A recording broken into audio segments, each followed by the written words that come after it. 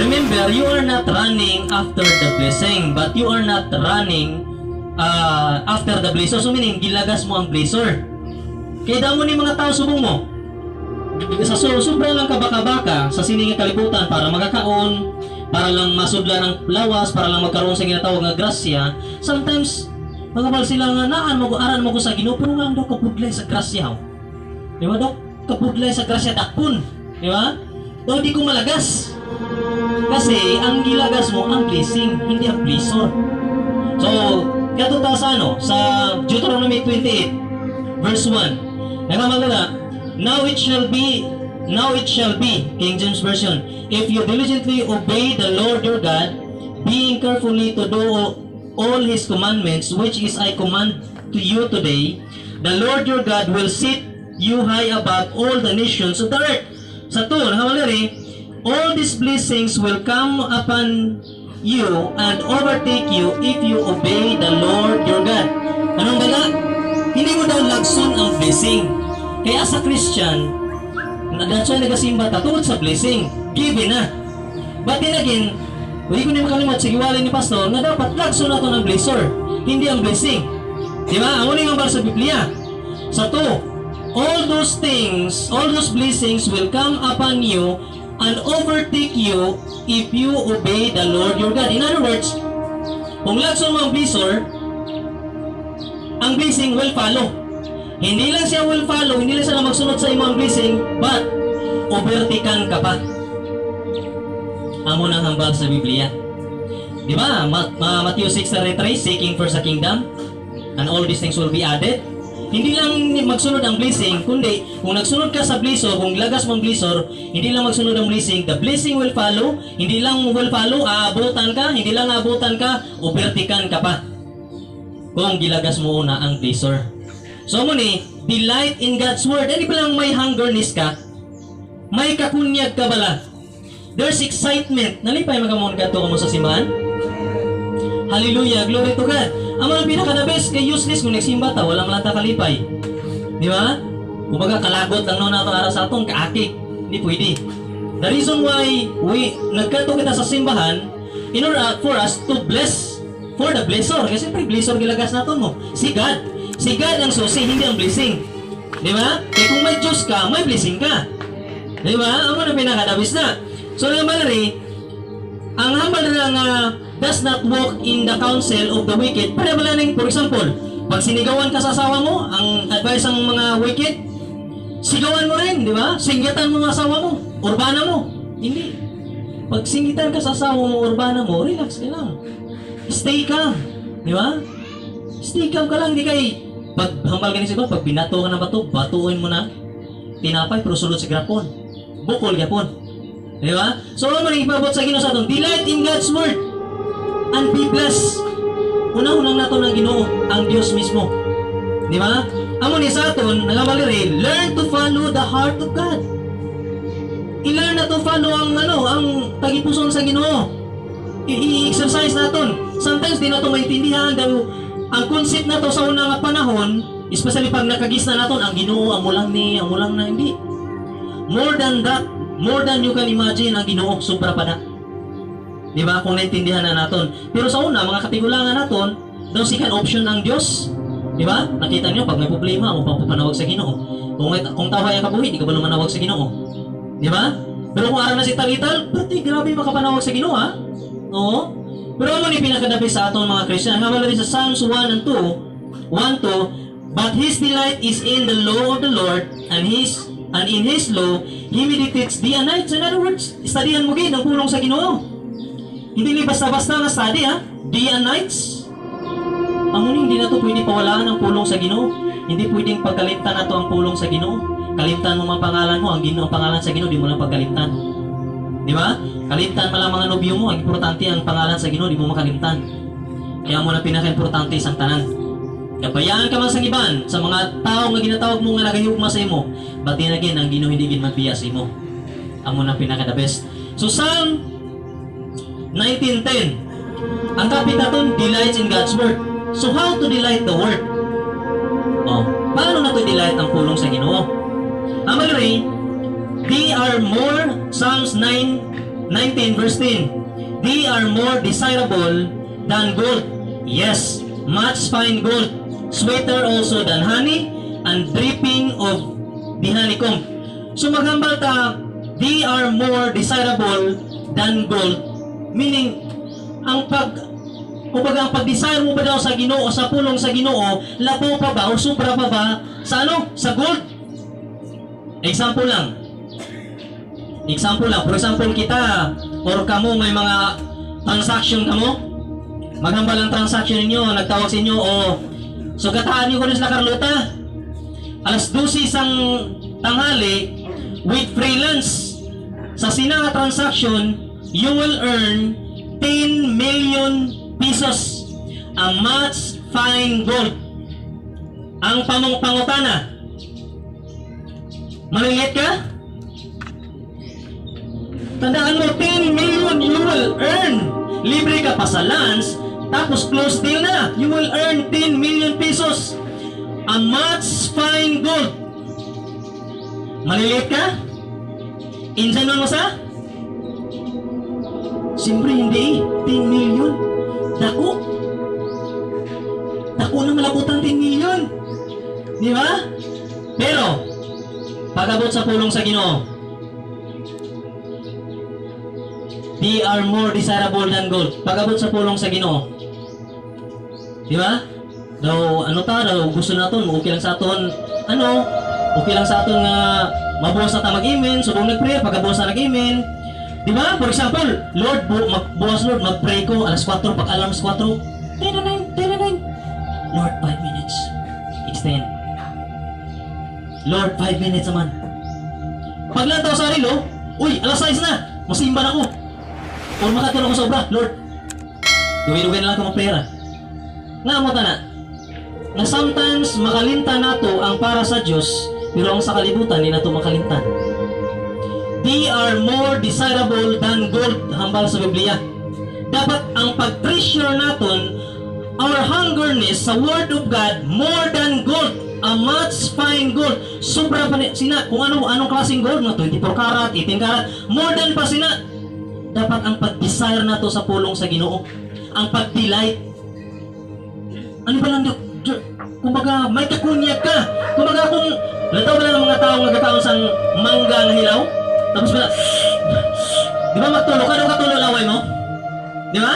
Hanggang sa Ginoo dapat amo man ang pag-desire mo sa pulong sa Ginoo. Daw matulong ang laway mo nga tiin na tong pulong sa Ginoo man, daw ay kabasahaw. Di ba? Itong pag-open mo sa Biblia, ano naman, di ko makaintindi ha? Kuha ka iba ng Bible para maintindihan mo. Di ko makaintindi. Mamangkot ka ni pastor o sino pamangkotan mo. Di ba? Mamangkot ka. Kaya you are delighted the Word of God. Kaya paano masabi nga you're delighted the Word of God? Pero paglantaw mo sa Bible, hindi mo maintindihan. Nasa na verse Iba na verse naman Hindi. If you are delighting the Word of God, you need to search your heart. Kung di mo maintindihan, mamangkot ka. Kaya damo mga utod na to nakabalo sa Biblia. Kaya hindi ka mamangkot sa gawa. Kaya mga wicked na sila.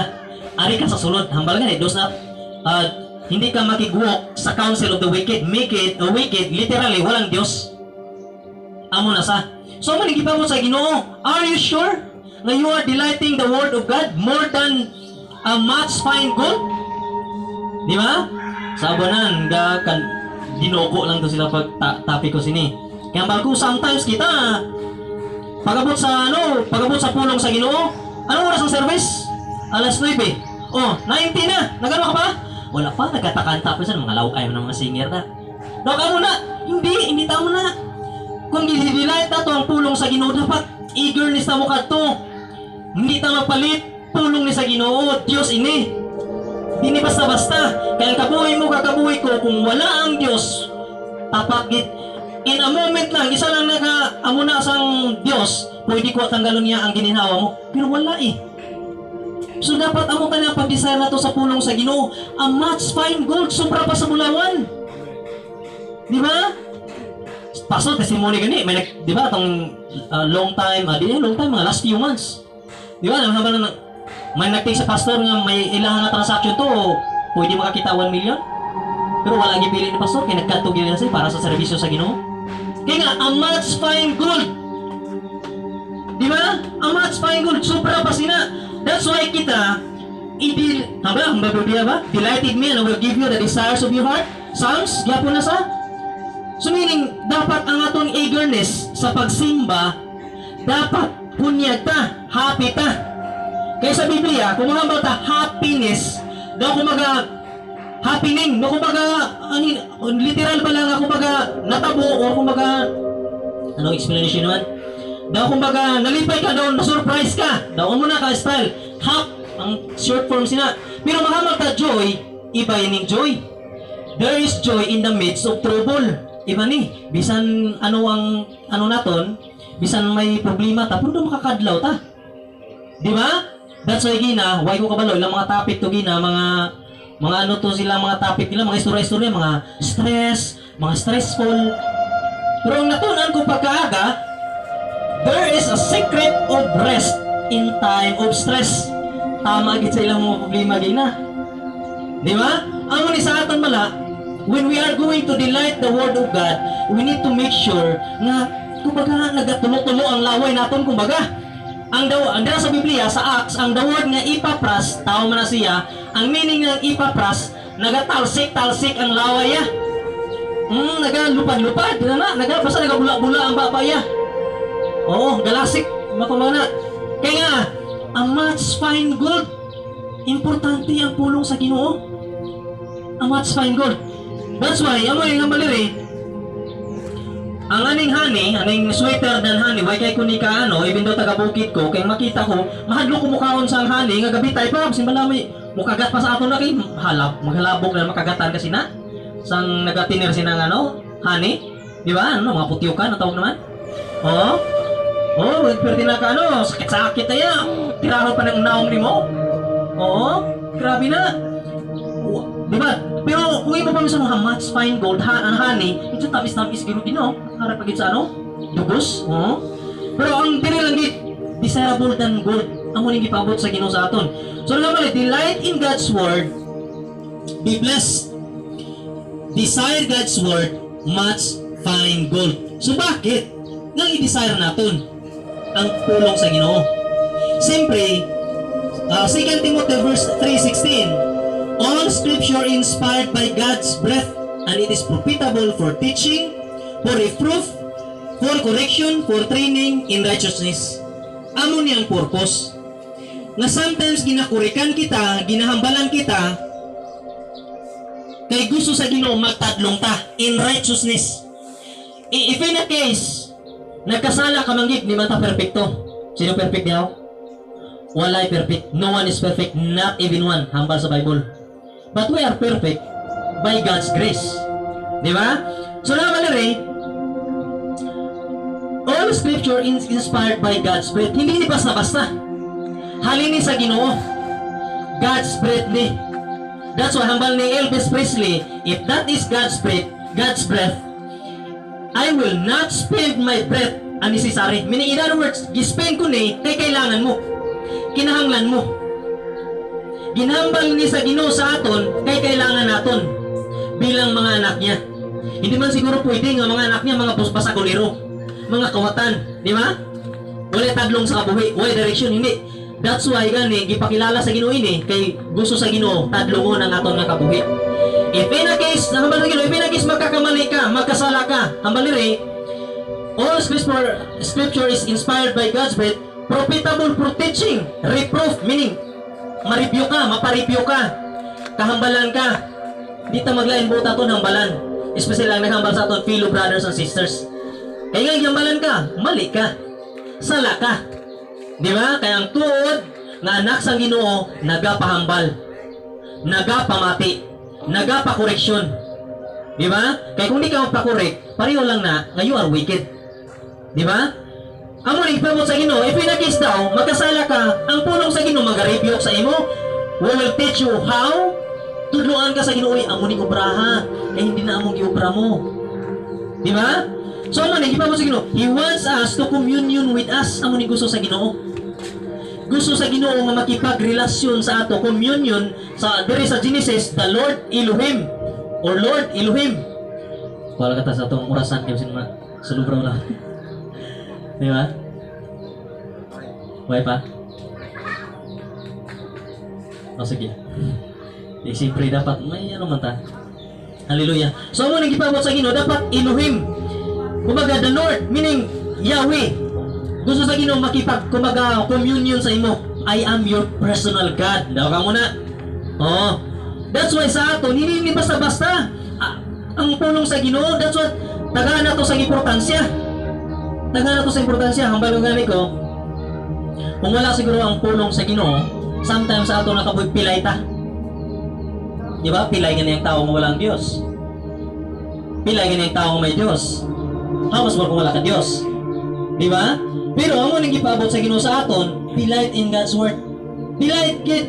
Hindi ni basta-basta nga delight. Hindi ni makuha rekta, kundi by process ni. Hindi pwede nga, pagbago na sis. Hindi. Hindi na mabago rekta, kundi amat-amat. Exercise. Di ba? By process. So naman rin, He wants to communion with us as our personal God. Kaya sometimes sa aton nga kabuhi, abi nato ang mga nagkalatabo nga mga kamalasan sa aton nga kabuhi, abi naton, ano na, wala na ang Diyos sa aton nga kabuhi, hindi. Ara ang Diyos sa aton nga kabuhi. Sometimes na sa aton, wala na ito maintindihan nga sometimes may mga pagtilaw nga gi-allow sa Ginoo in order for us to purify. Para masigurado nga anak ko siya. Di ba? Ang muna yung gipabot sa Ginoo sa aton. Nga dapat naton, ang pag-delight nato sa pulong sa Ginoo, i-exercise naton always. Ano na ba ang natabo sa kabuhi naton bilang mga Christian? Di ba? May pagbago ba? May changes ba? Di ba? Ano na bang kumaga level mo sa imong? We have the same faith but different level of faith. Di ba? Ang muna sa aton, that's why naman Biblia sa Psalms 19 verse 1 to 6 sa malari, the heavens are telling of the glory of God, and their expanses is declaring the work of His hands. Day to day pours forth speech, and night to night reveals knowledge. There is no speech. So wala istorya, wala words. Ang power daw sa Ginoo, daw wala ning hambal-hambal nga gamhanan ko, wala. Makita mo na literally. Makita mo na, even ang mga stars may measurement na.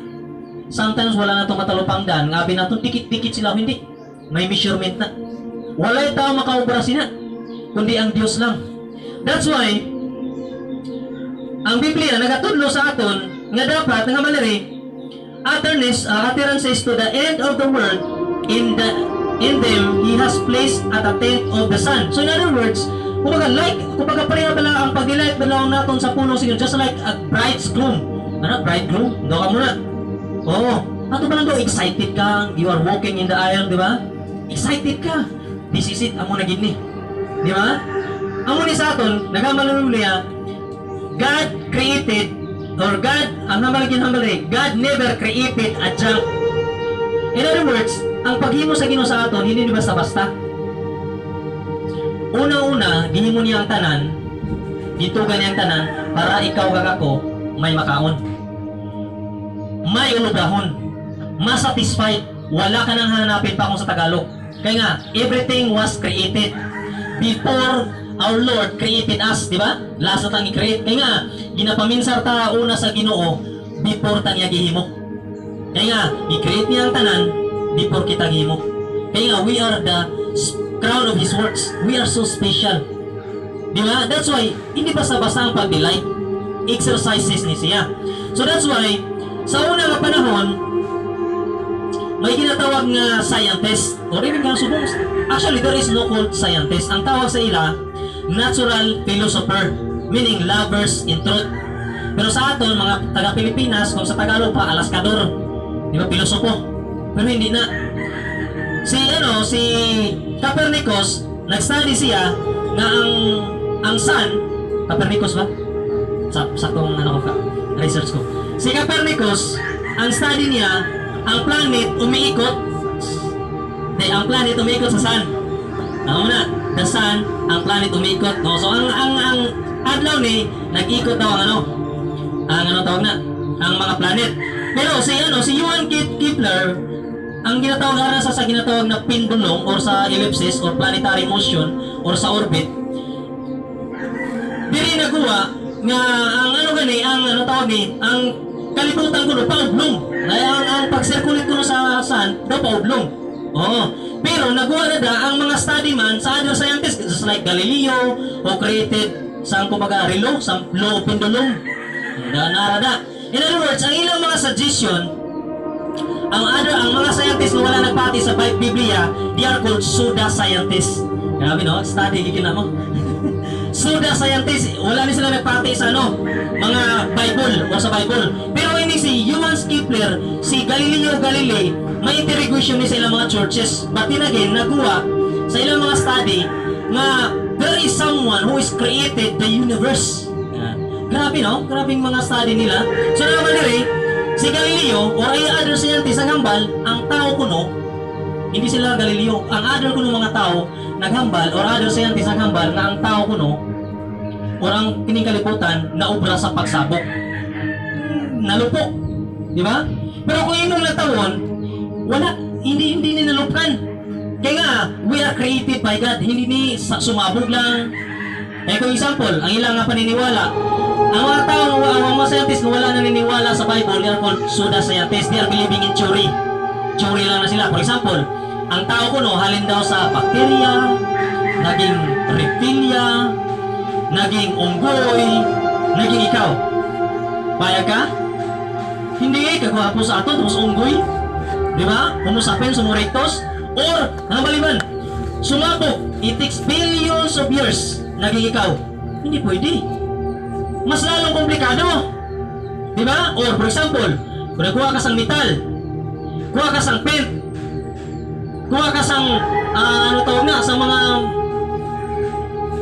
daw, basta mga daw nang mabasak.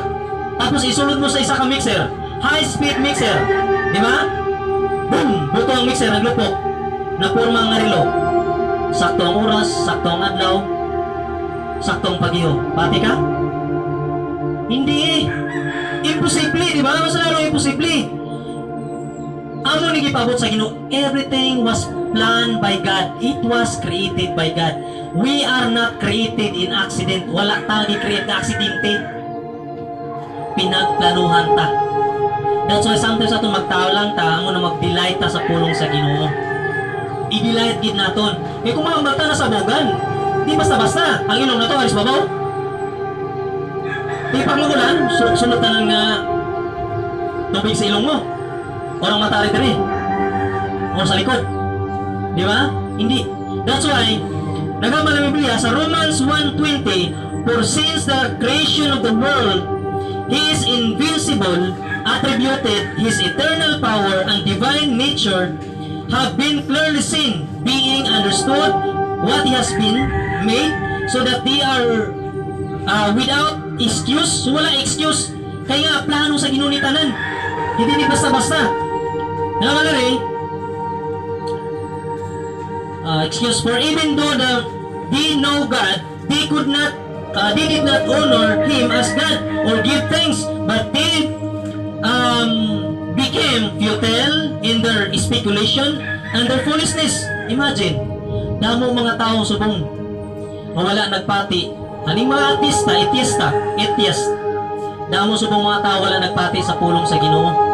That's why nagpati lang sila nga we are created through accident. Hindi basta-basta ang pag-create sa aton.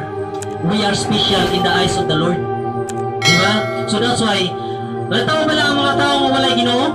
O wala nagpati sa Ginoo? Reklamador. Reklamador na sila. Lataw ang mga tao nga hambalan mo nga feeling bright, gariak na. Nga hindi totally rooted or may ginatawag may Diyos, gariak na. Di ba? Di mo na sila kahambalan. But then again, ang tutur na anak sa Ginoo, kahambalan kag hindi reklamador. Di ba? Kaya nga, kabalo sila nga everything was created is coming from God. Plano sa Ginoo ni tanan. Di ba? So, ano nga ba? Psalms 19 verse 7 to 8 to 9, the Lord is perfect, restoring the soul. Ang mga message na sa Ginoo daw, love letter na niya. The testimony of the Lord is sure. Abalikon na. The Lord is perfect, restoring the soul. The testimony of the Lord is sure, making Him wise. Diba? Making wise simple. The precepts of the Lord are true, rejoicing the heart. Grabe namin eh.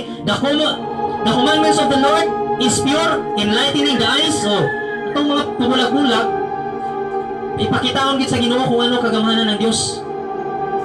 That's why sa aton mga Christian, hindi na tayo magpabulag-bulag, hindi na tayo magpabungol-bungol. We need to exercise ang aton nga pagtuo diya sa Ginoo. Exercise, delighting is in His word, using the word exercise. Exercise naton. Hindi mo ni makuha ang delight kung walay exercise. Di ba? Ako nga ni 1 month ko wala obra, almost 1 month siguro. Halin sa ano? Bago lang ako nag-training. Bago lang ako nag-training. Balik. Pero hambal ko, kumbaga na-struggle ko. But then again, ang pulong sa Ginoo the best. There is a secret of rest in time of stress. Delight in His word. Amo lang ambal sa Ginoo. Delight in my words. Diba? Delight in me and I will give you the desires of your heart. Whatever your desires, I will give you. Just call me. Diba? Jeremiah 33:3. Amo ni sa aton bilang mga Christians, di na to pagdulawon ng pulong sa Ginoo. Kaya ang pulong sa Ginoo nagapabakod sa imo kag sakon. Especially pag ikaw matutom. Hindi ka magkataka. Hindi ka magkabalaka.